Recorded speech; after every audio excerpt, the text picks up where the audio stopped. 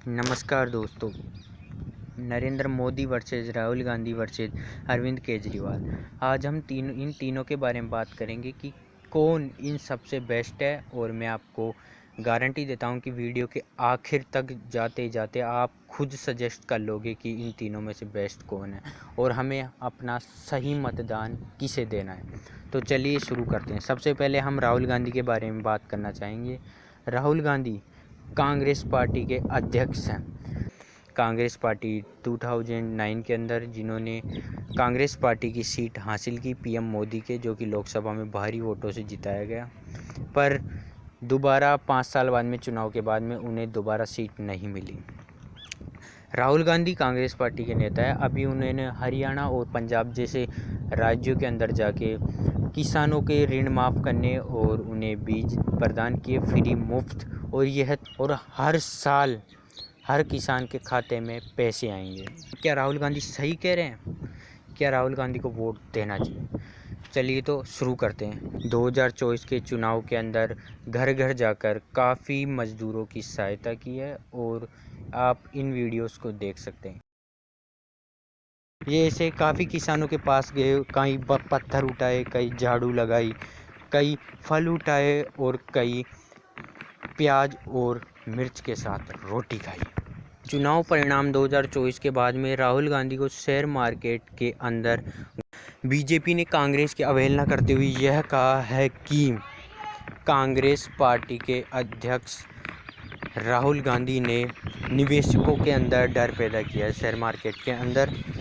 इसका विरोध करते हुए कांग्रेस पार्टी के समर्थक कन्हैया लाल कुमार का यह दावा कर रहे हैं कि हम इसके विषय में विचार कर रहे हैं, हम इसके ऊपर जल्दी कोई कदम उठाएंगे। छात्र के मुद्दे हम इसलिए उठा रहे हैं कि पार्टी ने हमको एनएसवाई का प्रभार दिया है, जो हमारा स्टूडेंट विंग है उसका, और पेपर लीक के सवाल को हमारी पार्टी ने बहुत गंभीरता से उठाया है। आपने देखा होगा जो हम लोग न्याय पत्र जारी किए थे उसमें हमने भर्ती विधान की बात की थी, और यही जो इशू आपने उठाया कि सालों से जो प्रश्न पत्र लीक हो रहे हैं उसको एड्रेस करने के लिए हमने कहा कि एक कड़ा कानून होना चाहिए, एग्जाम समय पे होना चाहिए और जितनी भी वैकेंसियां हैं उसको तुरंत भरा जाना चाहिए। ये भर्ती विधान में हम लोग प्रमुखता से लेकर के आए। आपको जानकर हैरानी होगी कि न्यू दिल्ली के अंदर लगभग 4 या 5 साल, काफ़ी सालों से नीट के पेपर लीक किए जा रहे हैं। मोदी ने उसका प्रत्युत्तर देते हुए कहा है कि इसके अंदर कांग्रेस पार्टी का नाम आ रहा है निकल कर, क्योंकि उनके एक नेता कन्हैया लाल ने भी यही कहा है।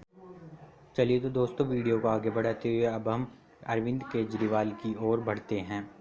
जैसा कि आप सब लोग जानते हैं कि अरविंद केजरीवाल दिल्ली के सीएम हैं, जो कि 14 फरवरी 2015 में आम आदमी पार्टी के नेतृत्व में मुख्यमंत्री बने।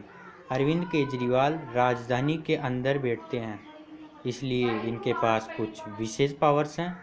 अरविंद केजरीवाल ने दिल्ली में 200 यूनिट तक किसानों और आम आदमियों के लिए बिजली मुफ्त करवाई है, और यह भी कहा है कि अगर हमारी सरकार पंजाब में आती है तो हम सभी लोगों के बिजली के बिल और लोन माफ़ कर देंगे। मैं देख रहा हूँ कई लोगों के चेहरे फक पड़े हैं, अभी उनको समझ नहीं आ रहा है ऐसे कैसे हो सकता है, बिजली का बिल जीरो कैसे आ सकता है। भाई साहब, दिल्ली में 73% लोगों का बिजली का बिल जीरो आता है, उनके घर बिजली का बिल नहीं आता, और पंजाब के अंदर इतना बिजली का बिल आता है। पंजाब में बिजली का बिल जीरो होना चाहिए, नहीं होना चाहिए? दिल्ली में हो सकता है तो पंजाब में क्यों नहीं हो सकता? परंतु अरविंद केजरीवाल का नाम एक घोटाले में आ रहा है। कुछ न्यूज़ चैनलों यह खबरें देखने को मिल रही है कि अरविंद केजरीवाल को शराब के घोटाले में ईडी द्वारा 21 मार्च को गिरफ्तार किया गया।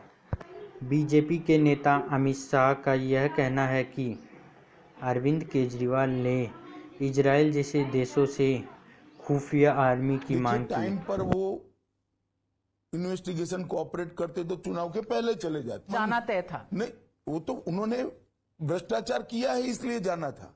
नहीं, ऐसा नहीं है। आप करप्शन करोगे, पकड़े जाओगे, चुनाव तक आप आपकी पेशी टालते जाओगे, चुनाव के वक्त अपीयर होगे, फिर अरेस्ट होगे, तो देखो देखो देखो चुनाव के। क्या अरविंद केजरीवाल के ऊपर यह शराब का आरोप सही है? क्योंकि यही आरोप तो संजय सिंह द्वारा पीएम मोदी के ऊपर भी लगाया गया है। अरविंद केजरीवाल को अभी हाई कोर्ट में मदद नहीं मिल पाई है। अभी दिल्ली सरकार ने 30 करोड़ रुपए खर्च करके सीएम हाउस बनवाया, जो कि दिल्ली के टॉप 10 हाउस में शामिल है। आपके मुताबिक क्या अरविंद केजरीवाल सही है? आप अपनी राय कमेंट में दीजिए। पीएम मोदी 3 बार गुजरात से सीएम की सीट पर बैठ चुके हैं और 3 बार ही पीएम की सीट। यह 2014 में पीएम बने और बनते ही इन्होंने बेटी बचाओ और बेटी पढ़ाओ का नारा दिया। पीएम मोदी ने विदेशों में भी भगवान राम के मंदिर बनवाए। फोटोज और वीडियोज में के अंदर यह निकल कर आ रहा है कि पीएम मोदी ने अंडर वाटर द्वारिका के दर्शन किए। हाल ही में 2014 के लोकसभा चुनाव में जीत हासिल की है।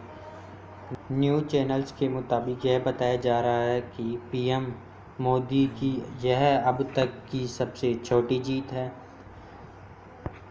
पीएम मोदी ने इस बार 400 पार सीटों के बजाय 250 पार सीटें जीती है गठबंधन में।